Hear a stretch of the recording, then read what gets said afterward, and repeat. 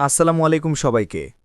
আজকে আপনাদের নিয়ে এসেছি খুলনার ব্যস্ততম একটি জায়গায়, ফুলতলা বাজার, বিশেষ করে জামিরা রোডের জমজমাট ইফতার বাজারে।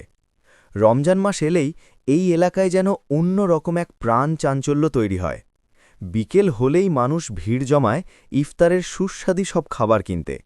চারদিকে সাজানো রয়েছে নানা রকম মুখরোচক আইটেম, গরম গরম পেঁয়াজু, বেগুনি, ছোলা, জিলাপি আর আরও অনেক মজার খাবার। দোকানীদের ব্যস্ততা আর ক্রেতাদের ভিড়ে পুরো বাজার যেন উৎসবের রূপ নেয়। কেউ দরদাম করছে, কেউ আবার দ্রুত ইফতারের জন্য খাবার প্যাকেট করে নিচ্ছে।